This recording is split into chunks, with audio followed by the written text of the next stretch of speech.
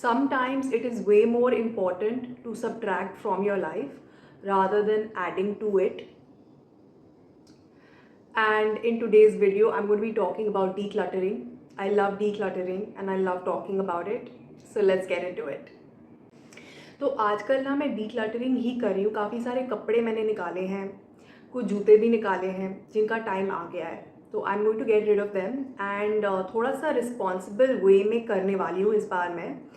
तो पहले तो मैं H&M जाती थी, कपड़े ड्रॉप करके आ जाती थी, लेकिन अभी मैंने इंस्टाग्राम पे देखा है एक और ब्रांड है and I think it's called respun and they are actually recycling old clothes like properly. तो मुझे काफ़ी अच्छा लगा इनका इनिशिएटिव. तो इन्हीं के थ्रू मैं एक पिकअप बुक करने वाली हूँ. तो आप भी ये जाके चेकआउट कर सकते हो in case you are in the process of getting rid of clothes etcetera. ठीक है. तो अच्छा, शायद आपको पता है, शायद नहीं पता, पर मैं आज बता देती हूँ. Clutter is a symptom of trauma. ठीक है. People who have childhood trauma from their teen years, they hold on to clutter. They hoard things. Why? Because when you are, dealing with these negative emotions, you haven't processed them, you have no idea why it's affecting you so much. There is this general state of why bother? मैं क्या करूँ, मैं क्यों करूँ? What is the point of doing this? You know you need to do it, yet you're like, why should I bother? कुछ बदलने वाला तो है नहीं. तो एक ये फीलिंग होती है इन लोगों की, और एक फॉल्स सेंस ऑफ सिक्योरिटी है, सेफ्टी है. क्योंकि अगर ट्रॉमा है, अगर नेगेटिव इमोशंस हैं, अगर डिप्रेशन है, अगर एंजाइटी है, तो आपका जो नर्वस सिस्टम है that is looking for safety and security. तो चीज़ों का होना, चीज़ों को अक्यूमुलेट करना, घर पे पड़ी हुई चीज़ें कभी काम आ जाएंगी. So it's like a false sense of safety and security जो आपको लगता है कि आपको मिल रही है इन चीज़ों से, लेकिन एक्चुअली में ये चीज़ें ऐड कर रही हैं towards that anxiety, towards overwhelm, and towards having then a cluttered mind. तो अगर आपकी फिजिकल एनवायरनमेंट में क्लटर है तो directly it translates to clutter in your mind, clutter in your emotions, clutter in your relationship, clutter in your life. तो जब आप clutter को अपनी लाइफ से निकालते हो फिजिकली, तो it will impact on your, it will definitely have a lasting impact on your overall well being. ठीक है. दिमाग बेटर काम करने लगता है, दिमाग थोड़ा अपने आप ही ऑर्गेनाइज हो जाता है. जैसे आपका कमरा ऑर्गेनाइज हुआ तो आपका दिमाग भी ऑर्गेनाइज हो जाता है. एंड आजकल जब हम क्लटर की बात करते हैं तो ऑब्वियसली फिजिकल क्लटर तो है ही, लेकिन साथ साथ डिजिटल क्लटर भी है, इमोशनल क्लटर भी है, मेंटल क्लटर भी है. तो टाइम टू टाइम ना आपको इन सब चीज़ों को भी अपनी लाइफ से हटाना चाहिए. डिजिटली अपनी लाइफ को क्लीन रखो. ठीक है. फ़ोन में देखो, डिवाइस में देखो, लैपटॉप में देखो, क्या क्लटर है उसको निकालो, डिलीट करो, ऑर्गेनाइज करो. Automatically your laptop will perform better, your phone will perform sorry, let's do this again. Automatically, when you clear space from your phone or any device, your laptop will perform better, your phone will perform better, and therefore you will perform better. Yeah. And energetically also, when you're getting rid of old clothes, old shoes, old चीज़ें, तो आप एक बहुत strong message send out कर रहे universe को कि अब मैं रेडी हूँ, कुछ नया आए मेरी लाइफ में, कुछ बेटर आए, हाई क्वालिटी का आए, कुछ चेंज आए. तो lot of times when we clear clutter we are inviting more opportunities into our life indirectly. So if you are thinking about decluttering your space right now, this is your push, this is your inspiration, this is your nudge, this is your sign. Go do it. और अगर आपको और inspiration चाहिए तो अभी मैं आपको एक बुक भी सजेस्ट करने वाली हूँ. इस बुक का नाम है the magic of tidying by Marie Kondo, और ये बहुत ही एक फैबुलस बुक है. इसका ऑडियो वर्जन मैंने सुना था 2015 में, एंड बिलीव मी, उससे पहले मेरी लाइफ में बहुत क्लटर था. तो उस बुक को सुनने के बाद मैंने काफ़ी डीक्लटरिंग किया। मैंने कम्प्लीटली फॉलो नहीं किया उनका प्रोसेस, पर काफ़ी हद तक मैंने किया और मेरी लाइफ में बहुत अच्छे पॉजिटिव चेंजेस भी आए। और तब से मुझे आदत पड़ गई है टाइम टू टाइम क्लटर को अपनी लाइफ से निकालते रहने की। और मेरा खुद का भी एक 30 डे चैलेंज है which is called the release and receive challenge. Basically 15 दिन आप रिलीज़ करते हो चीज़ों को, डिजिटल क्लटर को, इमोशनल क्लटर को अपनी लाइफ से। 15 दिन आप रिलीजिंग पे काम करोगे, उसके बाद 15 दिन आप प्रैक्टिस करोगे कि रिसीव कैसे करते हैं। How do you get comfortable with receiving, how do you train your body to receive more. तो 15 दिन हम रिलीज करेंगे प्रैक्टिस, 15 दिन हम रिसीव करेंगे। तो आप इस चैलेंज को भी कर सकते हो। उसके लिए लिंक मैं नीचे डिस्क्रिप्शन बॉक्स में डाल दूंगी, वो आप चेकआउट कर सकते हो। अगर आपको लगता है कि वहाँ से शुरू करना है तो आप वहाँ से भी शुरू कर सकते हो। बाकी आपको सब कुछ एक झटके में नहीं करना है, शायद ये बहुत ओवरवेलमिंग रहेगा आपके लिए, तो थोड़ा थोड़ा करते रहिए, ठीक है। अपनी स्पेस को क्लीन रखिए, साफ रखिए, क्लटर फ्री रखिए, and every area of your life will improve. अगर आप किसी भी स्पिरिचुअल टीचर से बात करोगे या ज्ञान लोगे या कोई पॉडकास्ट सुनोगे या कोई ऑडियो बुक सुनोगे या कोई बुक पढ़ोगे, तो वो यही कहेंगे कि जब आप डीक्लटर करते हो अपनी लाइफ को, सामान आप हटाते हो, तो आप एक स्पेस क्रिएट कर रहे हो और यूनिवर्स को आप एक बहुत स्ट्रॉन्ग मैसेज दे रहे हो कि अब मेरे पास स्पेस है, एनर्जेटिकली भी, फिजिकली भी, तो एक नया एक्सपीरियंस मुझे भेजिए, कुछ नई चीज़ें भेजो। मैं रेडी हूँ कुछ डिफरेंट एक्सपीरियंस के लिए अपनी लाइफ में, कोई बेटर एक्सपीरियंस के लिए। So it is an invitation to attract better relationships, better experiences, more abundance, better opportunities, better things even, ठीक है। So when you clear on a physical level, you are not just clearing on a physical level, you are also clearing on an energetic level.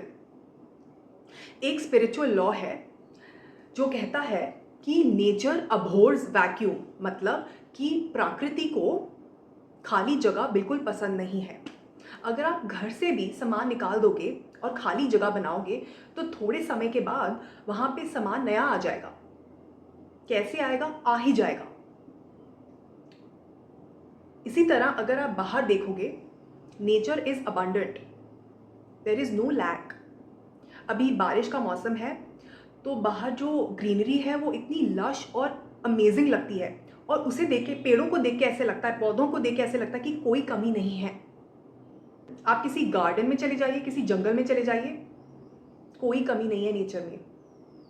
तो nature क्या है? हमारा universe ही तो है। Universe में कोई कमी नहीं है, बिल्कुल भी लैक नहीं है। एंड नेचर को खाली जगह बिल्कुल पसंद नहीं है। तो आपको डीक्लटर करने से बिल्कुल नहीं डरना। इनफैक्ट जब आप डीक्लटर करते हो तो आप जगह बना रहे हो, कुछ बेटर आ जाए आपकी लाइफ में, उसके लिए। तो मेरा जो 30 डे चैलेंज है, रिलीज और रिसीव चैलेंज, वो इसी बेसिस पे बना है कि 15 दिन पहले आप रिलीज करोगे, फिर आप रिसीव करने के लिए प्रिपेयर करोगे अपने आप को, और फिर एंड में आप रिसीव करोगे कुछ नया। So if you think this 30 day challenge will be useful to you, definitely check it out. The link is in the description box down below. आप इसे देख सकते हैं। अगर आपको पसंद आए तो साइन अप ज़रूर कीजिएगा। तो इस वीडियो को बनाने के पीछे मेरा ये एजेंडा है कि मुझे ना बहुत कैजुअली एक व्लॉग की तरह फिल्म करने का मन कर रहा है। एंड अभी तो मैंने क्लटर के बारे में बात की, अभी मैं शायद आपको दिखाऊंगी कि मैं आज शाम को क्या बनाऊंगी किचन में। तो if I do that and if the footage is decent, मैं ना वो क्लिप्स भी डालने वाली हूँ तो शायद आप वो देखोगे, शायद आप कभी नहीं देखोगे, मुझे नहीं मालूम इस टाइम पे। But the idea is that I will film some random tidbits from my day and I just wanted to share them with you. शायद मैं वॉइस ओवर करूँ, शायद आई डोंट नो रेसिपी दूँ, मैंने अभी कुछ डिसाइड नहीं किया है। बट मेरा बहुत मन है कि मैं व्लॉग्स बनाऊँ time to time, because I love watching vlogs. मुझे बहुत पसंद है दूसरों की लाइफ में देखना कि क्या हो रहा है, normal life, everyday life. So I thought I should share that on my channel as well. And yeah, so let's see कि आगे मैंने कुछ फिल्म किया नहीं किया। But anyway, thank you so much for tuning in. I hope कि आपको इस वीडियो से कुछ valuable information मिली हो और उस information को अब आप अप्लाई करेंगे अपनी लाइफ में। And yeah, that is it for today. Don't forget to subscribe to my channel and I will see you very soon.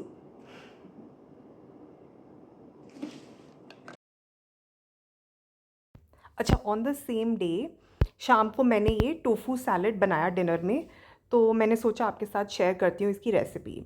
तो पहले कैरेट को ऐसे हम रिबन्स में कट कर लेंगे एंड उसके बाद हम ये कैरेट्स को स्टीम करेंगे। तो ये जो सैलड है ये बन जाता है 25-30 मिनट में and I really like it.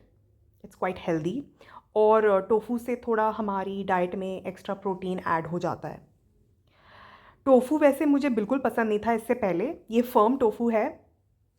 इसको भी हम ऐसे रिबन्स में काट लेंगे, बट अभी आप देखोगे ना थोड़ी देर में वो क्रम्बल होता जा रहा था और मुझसे रिबन्स कट नहीं रहे थे, मैं बोर हो रही थी, तो मैंने उसको स्क्रैम्बल कर दिया हाथ से। सो या टोफू का टेस्ट मुझे पसंद नहीं था इससे पहले, बट इसको एयर फ्रायर में इस तरह बना के ये काफ़ी क्रंची हो जाता है, इसका टेक्सचर काफ़ी मीटी हो जाता है, तो मुझे काफ़ी अच्छा लगता है। सोया सॉस और टोफू का कॉम्बिनेशन काफ़ी अच्छा है। देखो अब मैं बोर हो गई तो मैं उसको अपने हाथों से ही क्रश करके मैंने इस कंटेनर में डाल लिया। इसके बाद ये एयर फ्राई में जाएगा और अभी मैं इसको मिक्स कर रही हूँ। तो इसमें अभी मैं सोया सॉस डालूँगी और स्मोक्ड पेपरिका डालूँगी। इससे बहुत अच्छा फ्लेवर आता है टोफू में और एयर फ्राई करने पे काफ़ी ये मीटी सा हो जाता है। सो आई रियली लाइक इट। इसको 12 से 15 मिनट आप एयर फ्राई में डाल दीजिए और अगर 15 से 20 मिनट के आप ड्यूरेशन के लिए डालेंगे तो ये काफ़ी क्रंची हो जाएगा। अबाउट 15 मिनट्स इज़ थोड़ा सॉफ्ट थोड़ा crunchy is how we like to eat it, but if you want it more meaty, more crunchy, more crispy, तो आप इसको 18 से 20 मिनट एयर फ्रायर में डाल सकते हो। अब यहाँ पे ये स्टीम हो रही कैरेट के रिबन्स, और अब मैं बनाऊँगी ड्रेसिंग। तो ड्रेसिंग में जाएगा सोया सॉस, और इस ड्रेसिंग में मैं बिल्कुल भी नमक नहीं डाल रही हूँ। हम अपने घर पे नमक बहुत कम कंज्यूम करते हैं और सोया सॉस में वैसे ही बहुत ज़्यादा नमक होता है, तो पूरी डिश में मुझे नहीं ज़रूरत पड़ती नमक डालने की। उसके बाद मैंने ऑलिव ऑयल डाला, मेरे पास नॉर्मल ही था तो नॉर्मल डाला, एक्स्ट्रा वर्जिन नहीं था। अगर आपके पास एक्स्ट्रा वर्जिन है आप वो यूज़ कर सकते हो। अच्छा, मैं ना चीज़ें अंदाज़े से डालती हूँ, तो क्वांटिटी का मुझे इतना अंदाज़ा नहीं है, but may be this was 1 table spoon of soya sauce, और यहाँ पे मैंने 2 चम्मच पीनट बटर भी डाला है, अनस्वीटेंड वाला। इसके बाद इसमें और क्या जाएगा देखते हैं ज़रा। इसमें जाने वाला है नींबू और उसके ऊपर जाएगा हनी। फिर इसको अच्छे से मिक्स करेंगे तो ये बहुत टेस्टी ड्रेसिंग बन जाती है। सो या ये मेरा डिनर था, और I don't know at this point कि अगर मैं ये पोस्ट करूँगी भी या नहीं, but let's see how it turns out. पहली बार मैं वॉइस ओवर कर रही हूँ तो मुझे मालूम नहीं है कैसा आएगा। अच्छा, यहाँ पे हमने ड्रेसिंग को मिक्स कर दिया और उसको हमने साइड पे रख दिया। अब कैरेट के भी रिबन्स काटेंगे, क्यूकम्बर के भी रिबन्स काटेंगे जैसे कैरेट के काटे थे, और फिर इसको असेंबल कर देंगे। यहाँ से निकाला मैंने टोफू एयर फ्रायर से और ऐसे ये असेंबल हो गया। So that is for today. Okay, bye.